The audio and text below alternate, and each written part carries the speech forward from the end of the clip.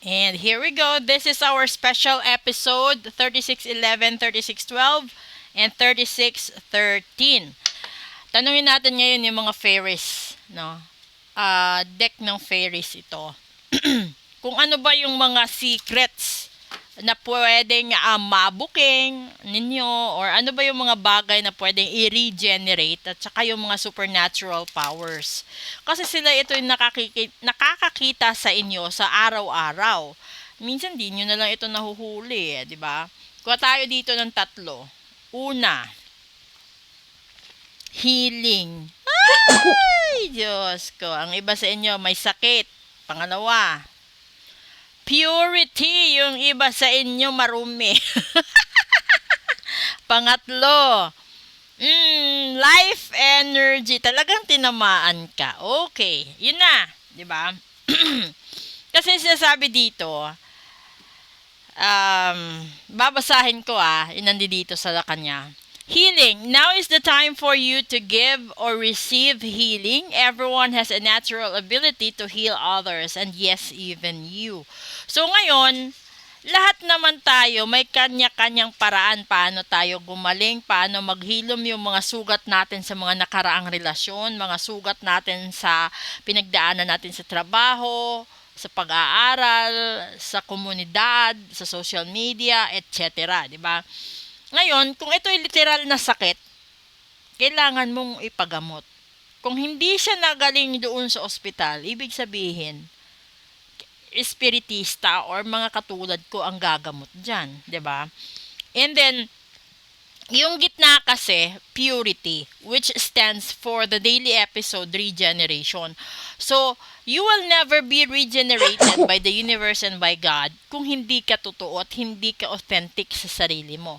So, halimbawa, sinabi mong gusto mong magbago pero para lang marinig ng ibang tao, but deep inside you don't have any plans at all para baguhin ang pagkatao mo, baguhin yung pagka-immature mo, baguhin yung pagka magasta, 'di ba?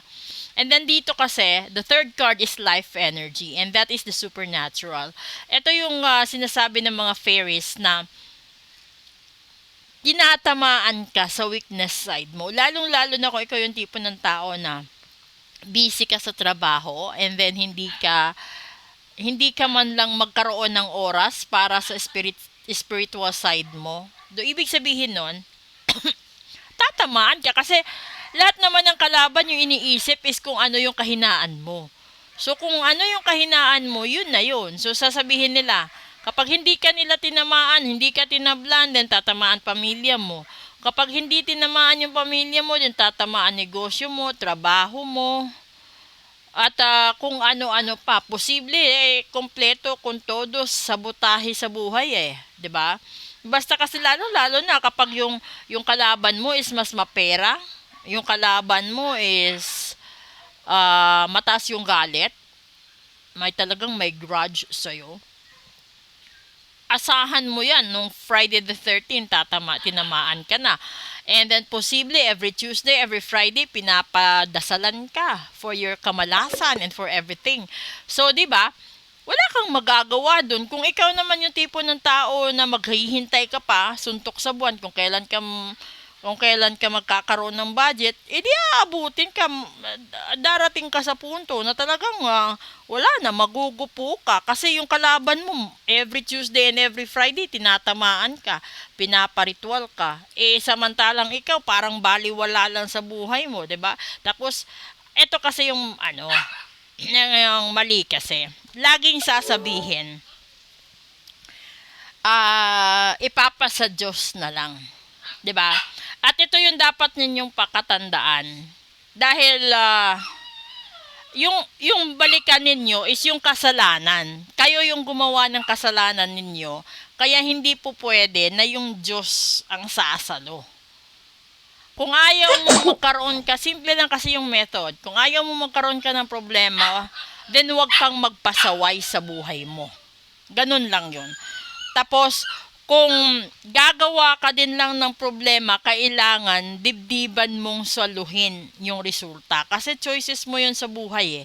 Hindi ka walang ibang taong nag-udyok sa'yo na gawin mo yan, kundi sarili mo. Lalong-lalo na kung matigas ang ulo mo.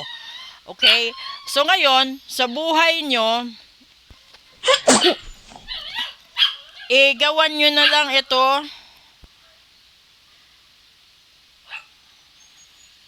Ngayon, pasensya, may binasa akong message. Ngayon, kung meron man siguro kayong mga tao sa sarili ninyo, kung meron kayo sa sarili ninyong mga tao na ginagawa ng paraan ninyo, kailangan nyo maging totoo para yung energy ninyo hindi masayang. Ito yung katulad na lang sa pag-ibig, no? Bago ka mag-jump in uli sa isang relasyon, siguraduhin mo na nagpa-card read ka.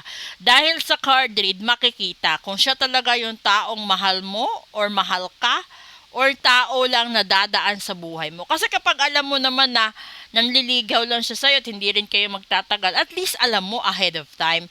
Kesa naman mag-invest ng emotions, mag-invest ka ng oras, mag-invest ka ng effort at saka money, and then malalaman mo maghihiwalay lang din pala kayo, di ba?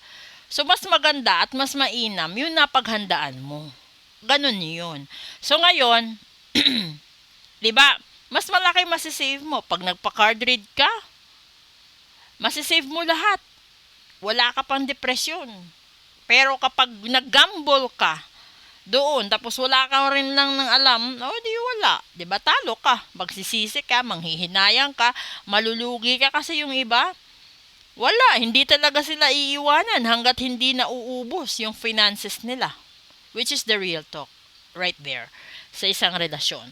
So ngayon, literal na sinasabi dito, magpagaling ka, magpakatotoo ka, at huwag mong sayangin ang energy mo at oras mo sa mga tao na hindi naman karapat-dapat. Kasi, di ba, sasabihin lagi, bulag ang pag-ibig, tanga ang tao, dahil nagmahal lang. Pero minsan kasi, kailangan mo ring mauntog. So, eto na yun, di ba? Sa gustong magpa-reading at malaman kung ano yung hinaharap sa buhay nila, gawin nyo habang may panahon pa. Kasi, ang hirap kapag napagdaanan nyo pa ulit-ulit, kaya kayo minsan nalalagay sa hot seat. Okay? So, proceed tayo sa English episode right after this.